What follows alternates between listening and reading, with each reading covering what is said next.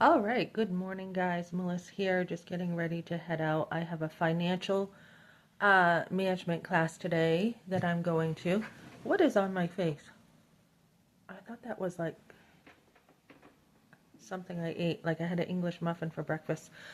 Let's talk finances. Okay, so today is a day that I had thought I would be evangelizing. I gotta do my hair again. I had,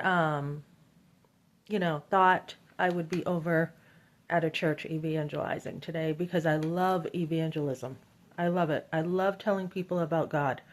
Um, but um, I had forgotten, like last month, I had signed up for a class, and this is all free. It's all free. But they are very particular on making sure when you say you're going to show up, you're going to show up. I mean, I had two texts saying, please confirm you're showing up. Please confirm you're showing up, right? I'm like, yes, I'll see you there, my goodness. So I always show up when I say I will. So let's talk money for a minute. There are a lot of ways, ladies, to deal with money. So I am a pro-life advocate. One of the biggest blessings in life is having a child, being a mother.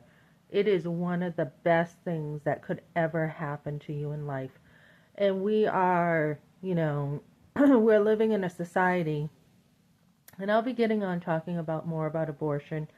I have another channel called Birth and Pregnancy, so we'll be talking about, Pitocin and all kinds of things about pregnancy, but and delivery and just the whole 9 yards. But we're living in a culture that devalues motherhood like never before.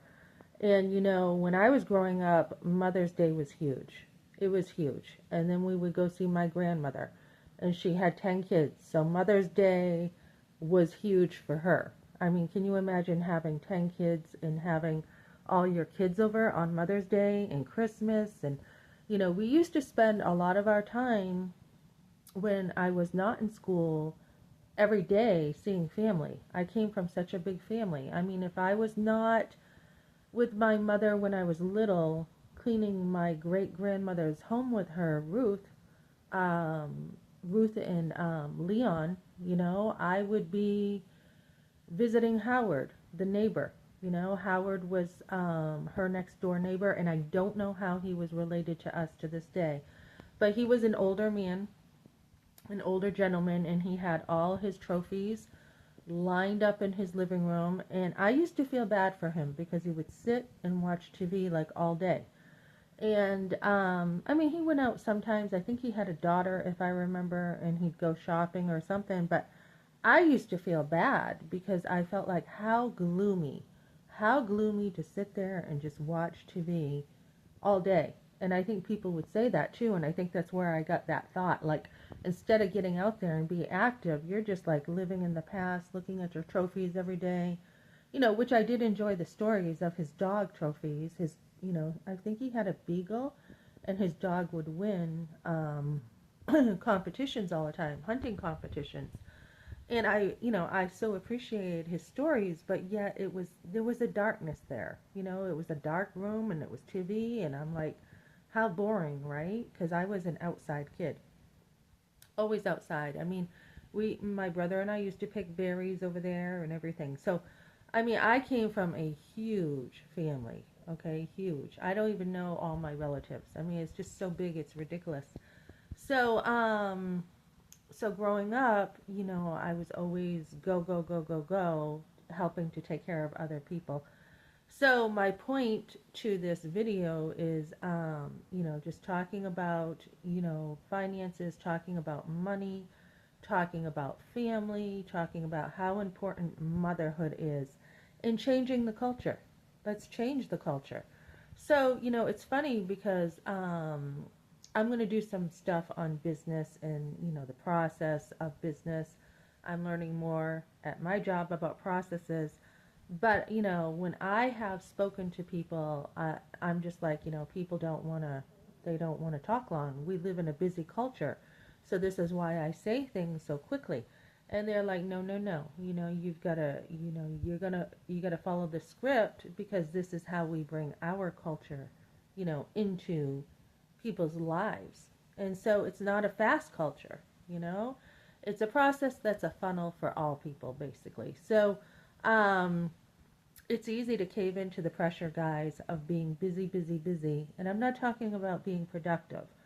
I'm talking about being over busy, compromising, your values, your basic, contentment in life, your relationships, everything, because you're too busy. I was brought up in a time that life was slow. Life was very slow. I mean, we used to go and visit, it was almost idle. We used to go and visit people. It wasn't idle, it was productive, but compared to nowadays, it would be idle. Go there and maybe some of it was idle, but just hang around. Just do nothing and hang around. So, if I wasn't seeing my Aunt Carol in the trailer park, if I wasn't seeing my Aunt Kim over there, if I wasn't seeing my grandfather, my grandmother, the Christmas parties, the Easter parties, the birthday parties, we were tight. I grew up in such a tight family that my aunts and uncles were like my brothers and sisters. I mean, it's like I had 10 brothers and sisters. So I always grew up around tons of people. My grandmother was from she was from the farm in Pennacook. Um, and unfortunately, her father gave so much to the church that it affected the family. I think, it just was, he just gave so much to the neglect of his family.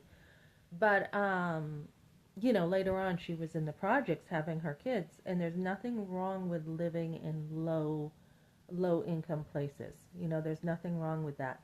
But she did the smarter thing and she had 10 kids. And when you have 10 kids, you eventually will get pulled out of that. And I'm not saying use your kids, but you eventually will get lifted up in the end. And she died with her family around. So um motherhood is beautiful, whether you have money or whether you don't. And there are people around who have a lot of money.